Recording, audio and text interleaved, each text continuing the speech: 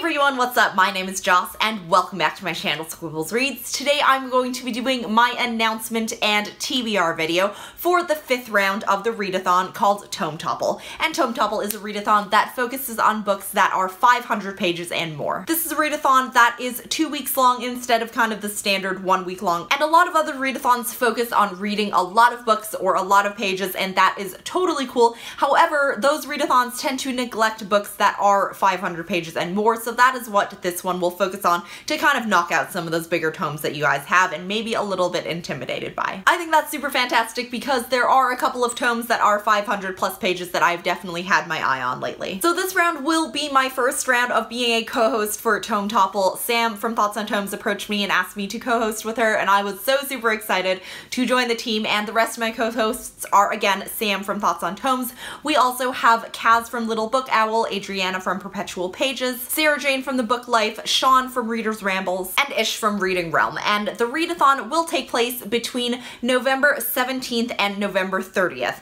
And the time zone that it will take place in is your time zone. It will start from midnight in your time zone on November 17th, and it will run until 11:59 p.m. again in your time zone on November the 30th. Let's talk a little bit about the social media for the readathon. So our Twitter handle is at Tome_Topple, and the hashtag is just hashtag Tome Topple, and we'll be including all of our sprints on that Twitter account, and we will also be doing any updates again from that Twitter account and using that hashtag, so you guys will have any of those updates as long as you follow along with those.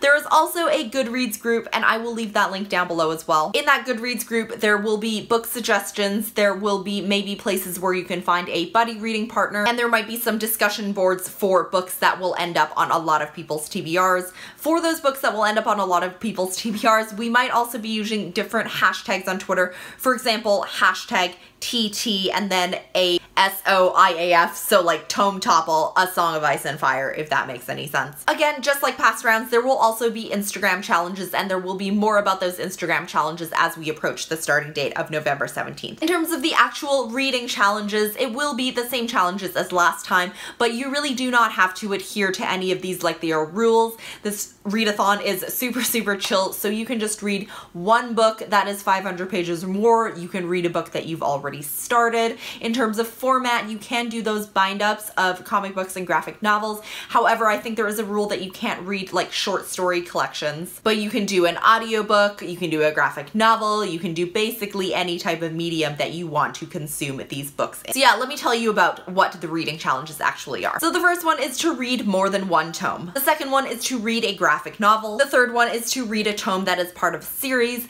The fourth one is to buddy read a tome. And for this challenge, if you participate in one of the discussion boards in the Goodreads group, that will also definitely count as a buddy read, so you don't necessarily have to read with like 1 or 2 specific people. And then the 5th challenge is to read an adult novel. So now let me tell you guys what is on my TBR for this round of Tome Topple. I have 3 books on my TBR. All of them have been books that I've been wanting to get to for a long time.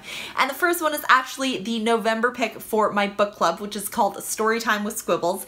If you guys want to join me and participate in my book club, shameless plug for my book club, but we do have a focus on reading books that feature marginalized characters that are written by authors from the same or similar marginalized groups. And the book that we have picked for November is actually over 500 pages, totally coincidentally, and that book is The 5th Season by N.K. Jemisin. This is the first book in a series. I don't know too much about this book, unfortunately, but it is a fantasy series. It talks about this continent, and every so often they go through this period of time called the 5th Season, which changes a lot of things. This continent also has the caste system, so there is talk about hierarchy and privilege and all of that stuff. So if you guys want to read the 5th season with me, I'll also leave the link to my Goodreads group for my book club down below. Again, shameless plug, you totally don't have to, but I've been wanting to get to the 5th season for quite a while. And the next tome that I've wanted to get to is one that they've been talking about a ton on the Book Riot podcast, and this is called The Heart's Invisible Furies by John Boyne. John Boyne also wrote The Boy in the Striped Pajamas. I can't seem to enunciate today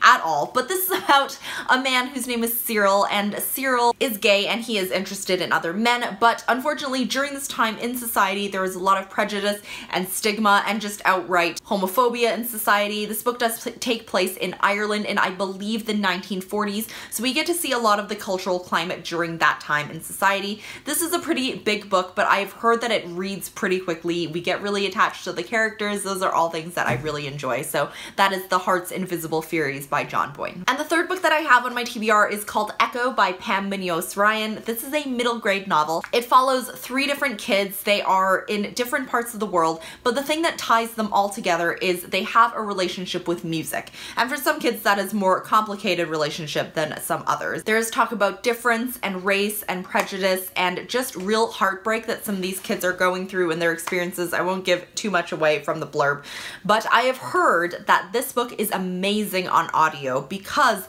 of the influence by music. There is some of this music that's played throughout the audiobook. So I will definitely be listening to this one instead of actually reading it on paper because I think that will totally add to my experience and how I understand these kids' lives. So that one is Echo by Pam Munoz Ryan. The last book that I'm going to tell you guys about is actually a book that I have already finished, but I really want to recommend to you guys. This is a book that I crushed in around 4 of Tome Topple, so last time, and it's super fast moving. So I think that if you want to finish at least one book, this is a really, really good pick because it does not feel like a long book at all.